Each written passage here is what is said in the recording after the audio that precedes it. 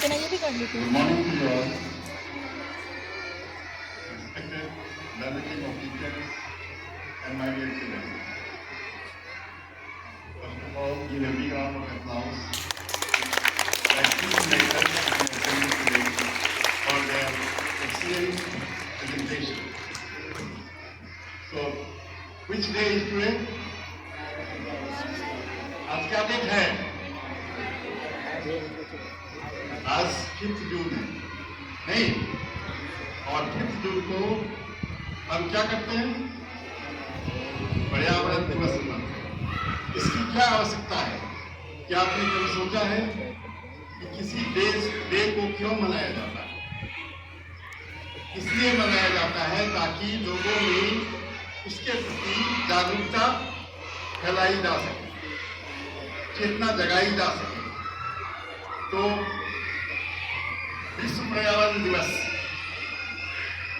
के ऊपर हमें कुछ करने की प्रोमिस करनी चाहिए।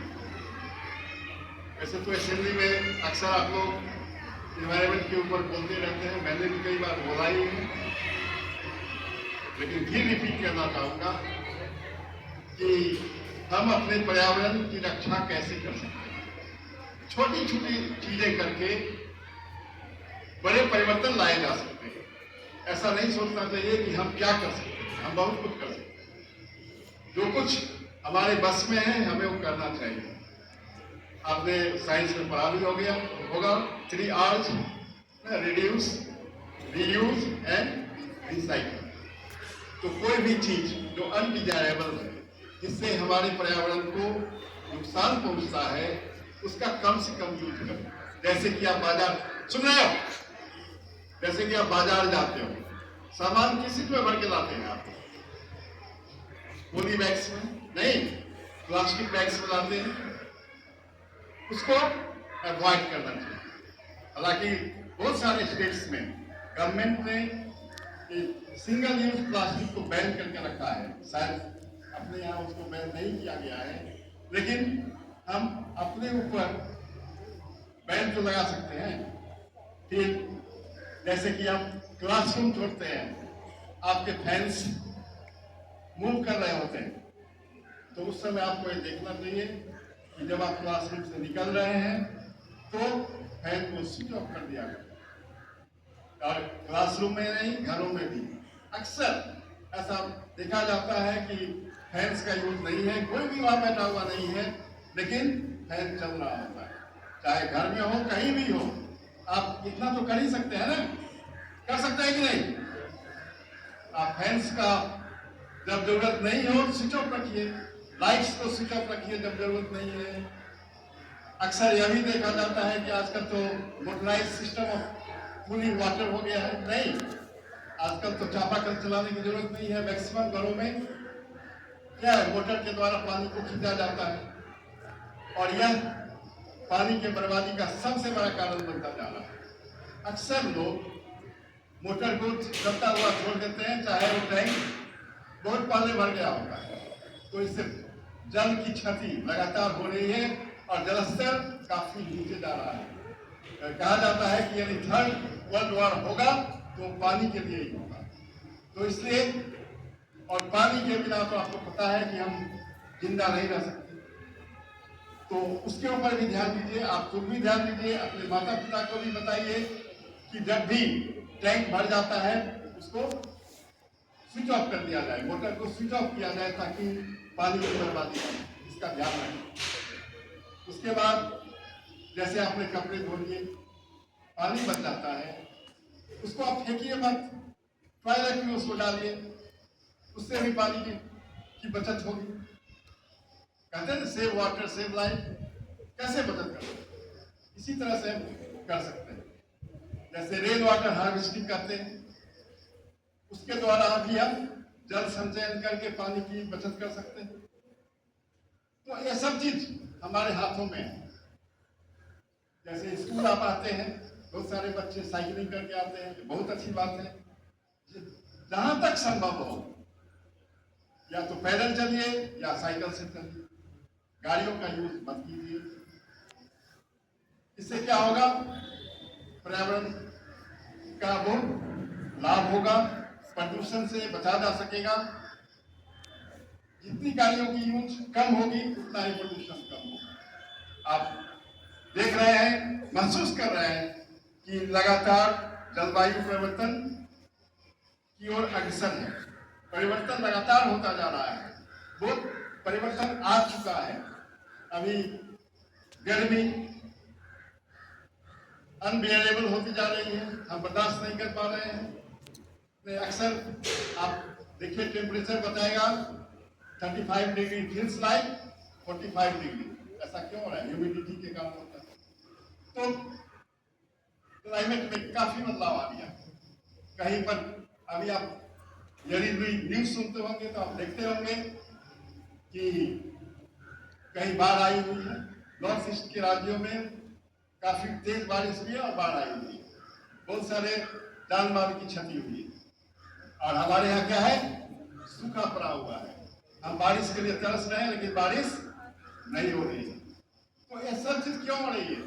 ये सब चीज पर्यावरण में परिवर्तन के कारण।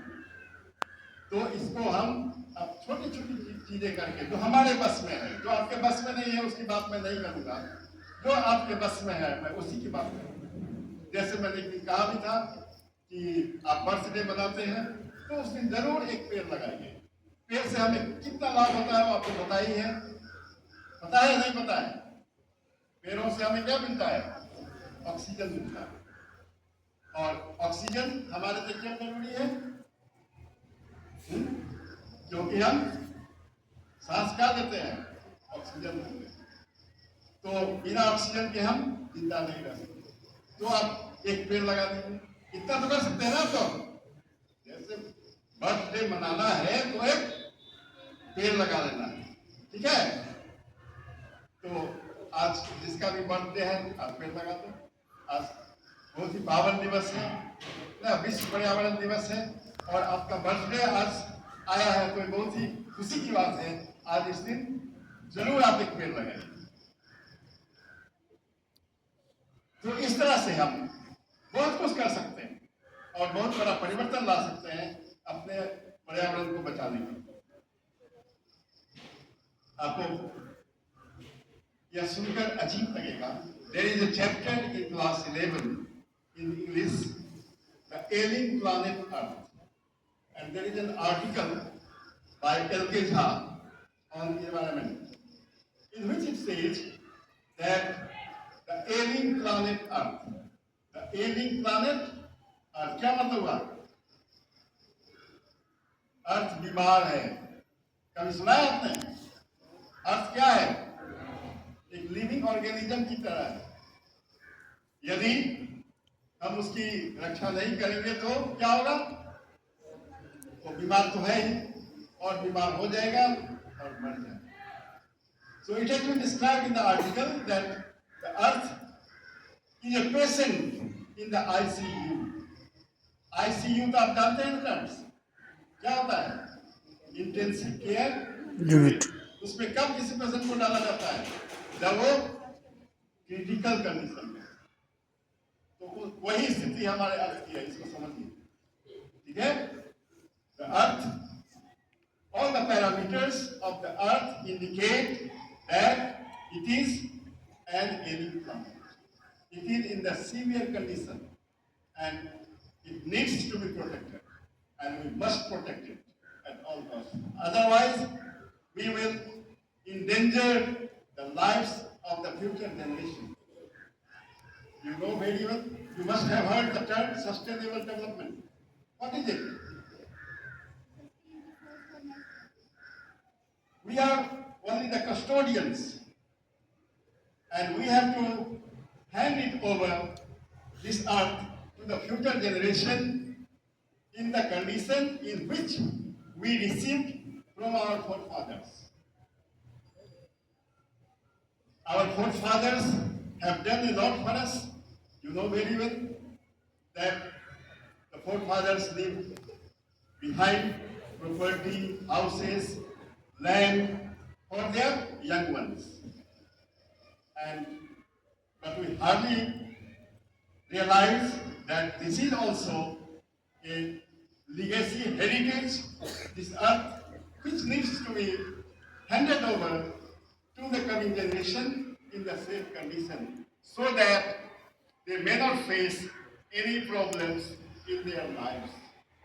And the condition which is prevailing has led to the global warming, and the ice caps are melting fast, the glaciers are shrinking, which results in the change of the climate.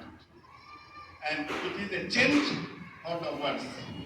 The day is not far when the lives of the living organisms will be endangered if this trend continues. So, we need to practice these things, the safety measures, which can go a long way in the protection of the earth. So, that is why I have discussed with you only those things that are feasible, that are workable, that can be practiced in our day-to-day life. And I hope that when you go home, then you must go home with the promise that you will do something for the protection of the earth, of the environment in which we live, which is so poisonous, which is so contaminated. So it must be protected. समझ आया आपको? समझ में आया?